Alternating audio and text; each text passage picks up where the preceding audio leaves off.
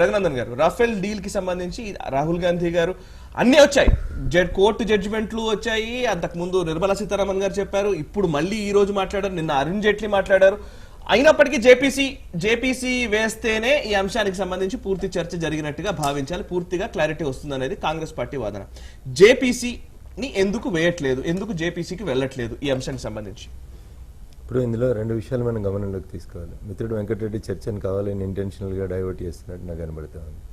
2011లోనే వారు చెప్పినట్టు bid close అయిందని సుప్రీంకోర్టు గవర్నమెంట్కి అఫిడవిట్ ఇస్తే ఫిబ్రవరి 2014లో అంటే ఎన్నికలకు పోయే కంటే 3 నెలల ముందు నాటి డిఫెన్స్ మినిస్టర్ ఏకే ఆంటోనీ గారు ఆన్ ద ఫ్లోర్ ఆఫ్ రాజ్యసభలో కేటగారికల్గా చెప్పినారు, ఆ డీల్ క్లోజ్ కాలేదు, మేము కొనలేకపోతా ఉన్నాం.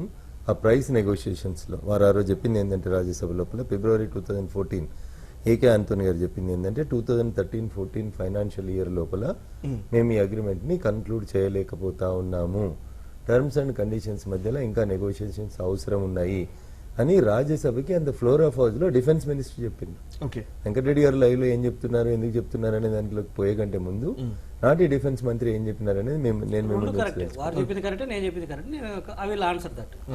ఇప్పుడు టెక్నికల్ బిడ్లు అయిపోయినాయి, ఫైనాన్షియల్ బిడ్స్ అయిపోయినాయి, అన్ని అయిపోతే 2000 ఎప్పుడు సార్ ఇది 31st జనవరి 2012లో మొదలైంది ఇది నెగోషియేషన్స్ విత్ ఫ్రాన్స్.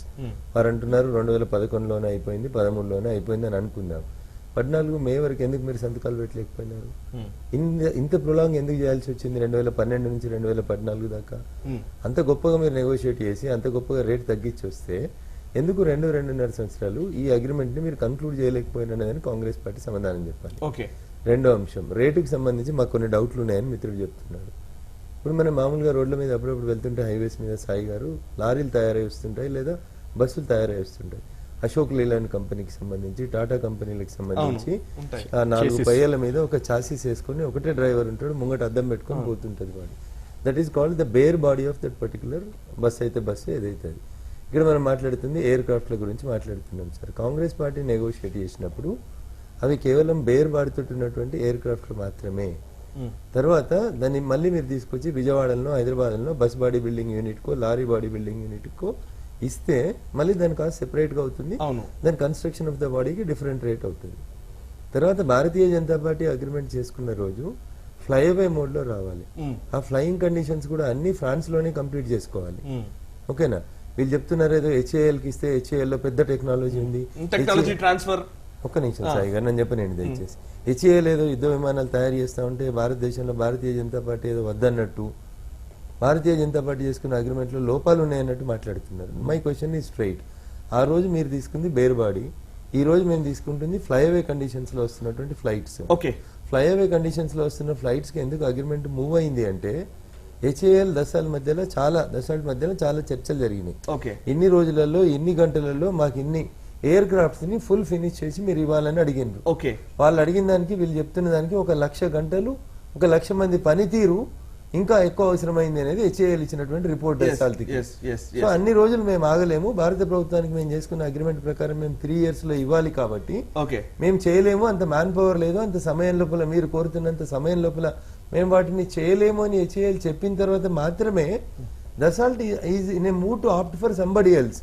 కానీ ఎన్డీఏ గవర్నమెంట్ వచ్చినాక దాన్ని తీసుకొచ్చి దసాల్ట్ కో రిలయన్స్ కో మళ్ళీ వీళ్ళకి ఇవ్వలేదు. మనం ఏ కంపెనీ అయితే మనకు ఫ్రాన్స్ లో అగ్రిమెంట్ చేసుకుంటుందో అదే కంపెనీ మొత్తం ఫ్లైవే మూడ్ లో అక్కడ చెక్ చేసి మిసైల్స్ ని వాడి యుద్ధ విమానాలను పూర్తిగా చెక్ చేసిన తర్వాత తీసుకొని వచ్చి డైరెక్ట్ గా వాడుకోవాలి. మీరు ఇంకా మళ్ళీ ట్రయల్ రన్లు టెస్ట్ డ్రైవ్ లేవు ఇంకా సాయి గారు.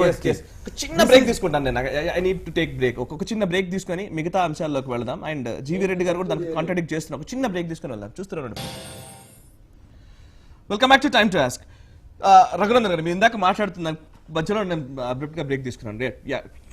సార్ దీంట్లో రెండో విషయానికి వచ్చినప్పుడు మిత్రుడు మాట్లాడుతూ మాకు ప్రైస్ పోయిన తర్వాత నెక్స్ట్ ప్రాసెస్లో మాకు కొంచెం ఇబ్బంది కనబడుతుంది, దాన్ని క్లారిఫై చేస్తే బాగుండేది అనేది జీవీ రెడ్డి గారి ఆరోపణలాగా కనబడుతుంది, లేదా రాహుల్ గాంధీ గారు చెప్పిన మాటలు కూడా. అది ప్రాసెస్ కూడా మీరు ఒకటి గమనించాల్సింది, ఇది ఈ పార్లమెంట్ సెషన్లో కాదు, లాస్ట్ పార్లమెంట్ సెషన్లోనే నిర్మలా సీతారామన్ గారు చెప్పిండ్రు 2008లో ఈ అగ్రిమెంట్కి సంబంధించిన అంశాలను ఎందుకు బయట మాట్లాడట్లేదు అనే అంశానికి సంబంధించి నాటి డిఫెన్స్ మినిస్టర్ ఏకే ఆంటోనీ గారు ఫ్రాన్స్ గవర్నమెంట్ తో చేసుకున్నటువంటి అగ్రిమెంట్ తేదీ పేజీ పారాగ్రాఫ్ తో సహా సీతారామన్ గారు పార్లమెంట్కి చెప్పారు, భారత ప్రజలకు చెప్పిండ్రు.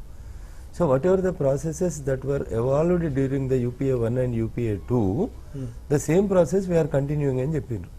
ఈ రోజు డిప్యూటీ స్పీకర్ గా ఉన్నటువంటి AIDMKకి సంబంధించినటువంటి డిప్యూటీ స్పీకర్ గారు కూడా కొన్ని డౌట్లు వచ్చి అడిగినారు ఇదే దీనికి అనుబంధ ప్రశ్నగా రాహుల్ గాంధీ గారిని కంటిన్యూ చేస్తూ.